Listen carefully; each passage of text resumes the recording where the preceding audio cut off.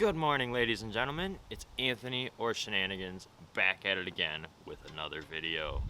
Today, main objective is to still continue prepping the Drift Mustang engine bay. What we need to do that is we need to make a couple stops, a couple errands to grab a couple things. Let's get into it, and I hope you guys enjoy.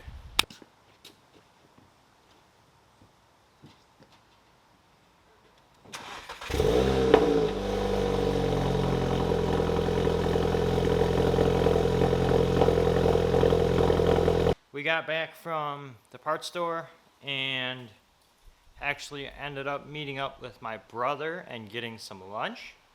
But now it is time to hop into the Mustang. Let's get into it. So I'm kind of contemplating, do I just rip the engine bay apart? Like, it's not that bad at this point. I'm here and I really think I'm gonna paint the engine bay, so it has to get done at some point. Fuck it, let's just rip this engine bay apart. We're gonna run another little time lapse. Right now I'm gonna disconnect these AC lines and get rid of the dryer that's back there, but there's a couple 13 mil bolts that hold these AC lines in, so let's get into that real quick.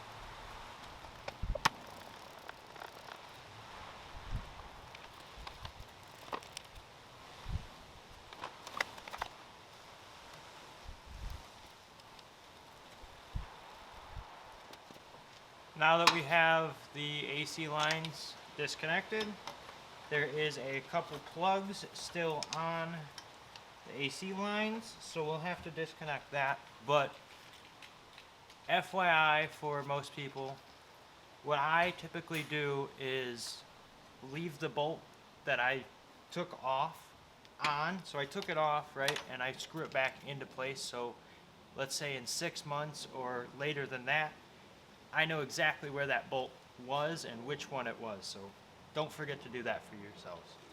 Let's disconnect this real quick and we'll get to it.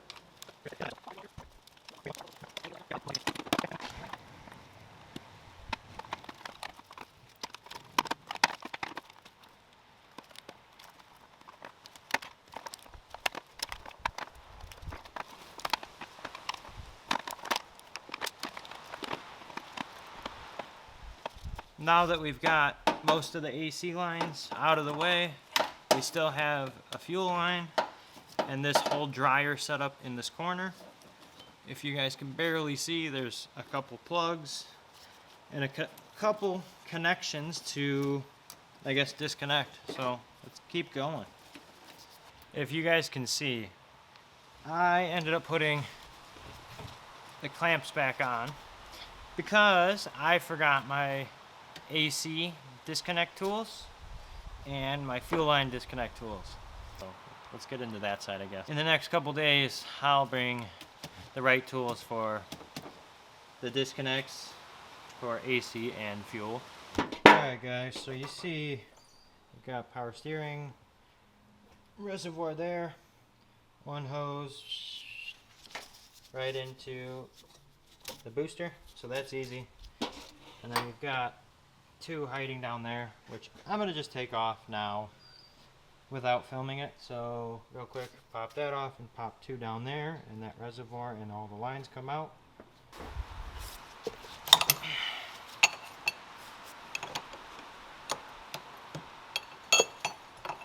Three-quarter inch wrench, by the way.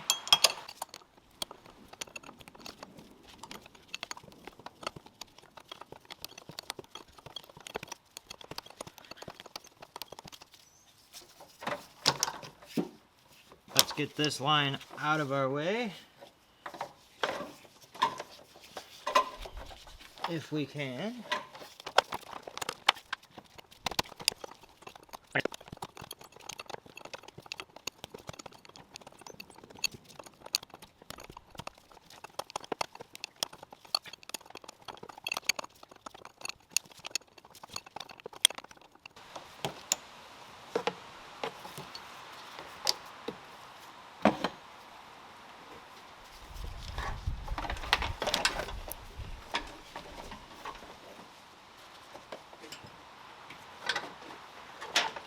Freaking 10 minutes later, power steering lines are out. Alright guys, quickly we started disconnecting some grounds and some simple stuff to get the rest of this wiring harness out. So we gotta disconnect the fuse box, wrap that around with it, and this should come out relatively quickly.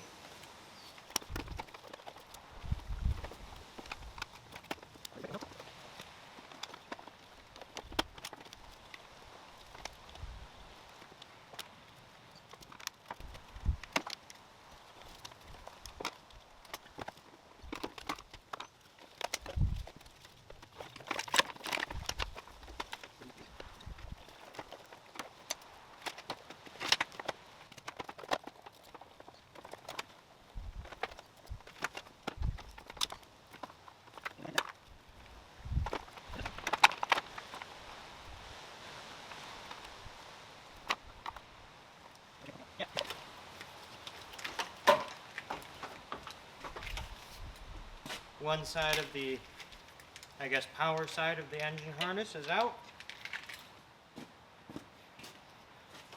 Now I think I want to try to get the injector harness basically out. And there it is. Pretty much no wiring left in the engine bay. Real question is, would you guys want to see me re-lume that? So basically remake that harness and make it nice. Simplify it a little bit, and yeah, so let me know if that's something you guys are interested in.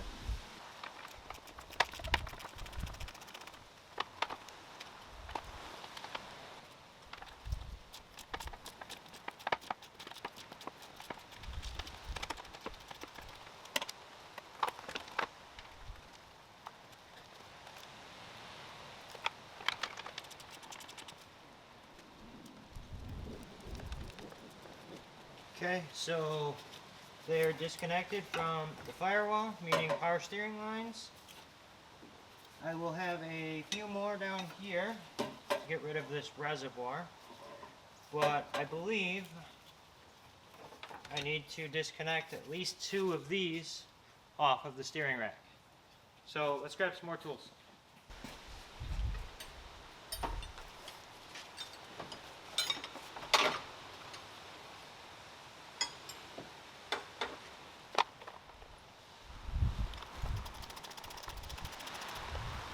Alright guys, so what I was saying is I need to get rid of this reservoir for power steering and the 2 top lines here. They run along the frame rail and up into the master cylinder.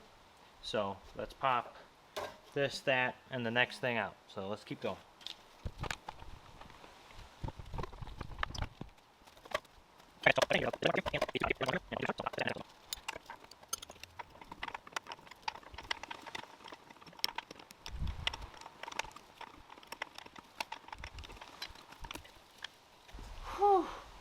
Okay, so as you see, I had to disconnect all 4 power steering lines off of the steering rack, and what that should allow us to do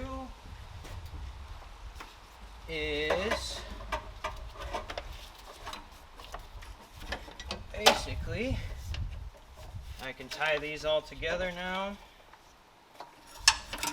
This guy can go away and come up.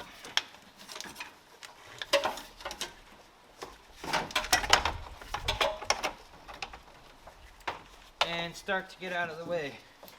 Alright guys, I'm cooked. We took out a bunch of wiring, a bunch of power steering lines, a bunch of bracketing, a bunch of crap. But it is super hot today, and I've probably spent 3 hours in the garage, and I think I'm cooked. I think I'm done for the day.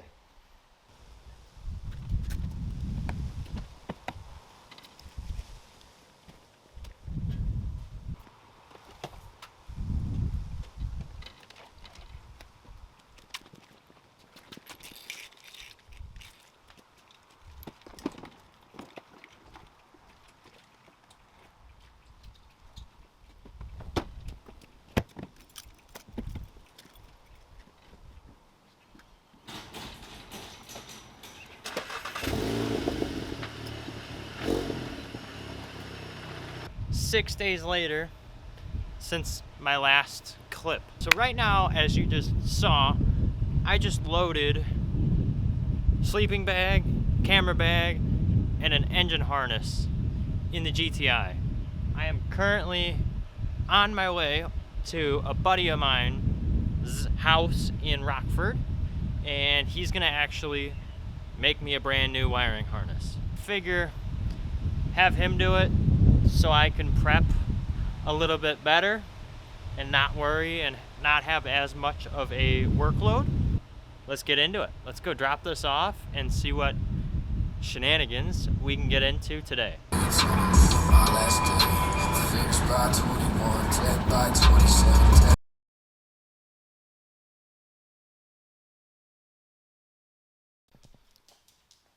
Good morning, ladies and gentlemen. Happy Sunday. I am still continuing from the last couple clips, which I unfortunately did not film like I wanted. The engine harness for the Mustang is sent and getting built by one of my friends. I actually was just on the phone with my engine builder. He said Thursday this week he'll have the block in his hands and getting ready to put together, like 100% together. All the gaskets are ordered, all the ARP head studs are ordered, the oil pumps ordered, the main bearings, the rod bearings, the crankshaft, everything for the engine I should have Thursday. So maybe not this Thursday, maybe next Thursday, I have it back on the engine stand that is hiding in the back corner there. So I am hoping within the month, maybe, that this thing actually runs. I did buy a new set of tools specifically for getting the fuel lines and the AC lines off. Honestly, I think I'm getting to the point where I don't think I'm gonna run AC in this car. I might just delete the AC condenser and all that.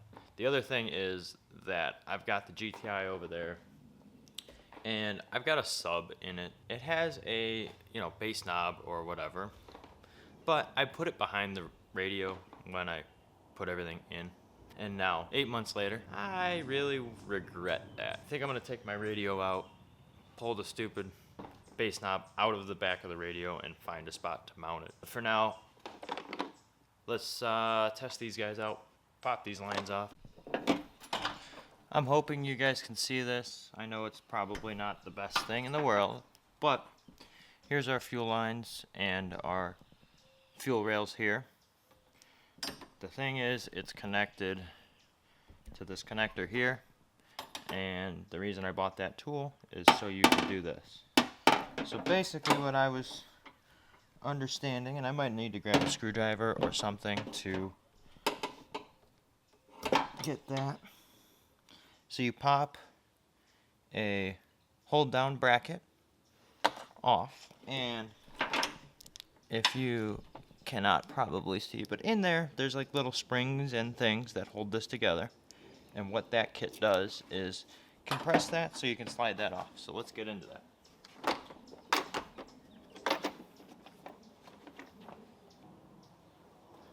There's a bunch of different sizes, so I don't know exactly what I need. I'm gonna stick with this green one for a second, or try to see if this is right. So basically, the clamp opens, you slide on, and you push this in. Okay, I was bad at filming. I got it off. Fuel rails are off. Now time for the AC lines. Grab your disconnect tool.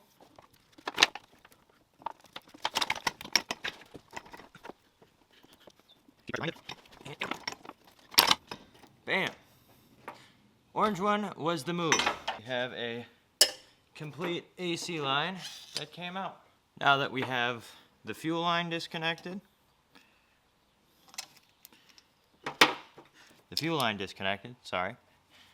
now the AC line disconnected, I still have one more that the camera cannot See, so we can now pop on,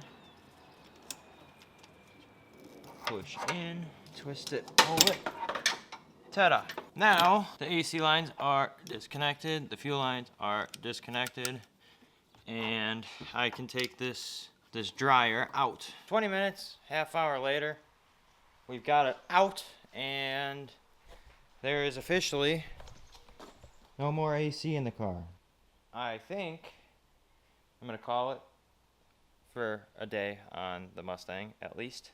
Well guys, I hope you guys enjoyed today's shenanigans. Basically, got a bunch of progress done, or prep, on the '02 Mustang GT drift build, and fixed up the daily a little bit. I hope you guys enjoyed as much as I did. I will catch you guys in the next video. Thank you for watching. Thank you for subscribing. Don't forget to hit that like button. Peace.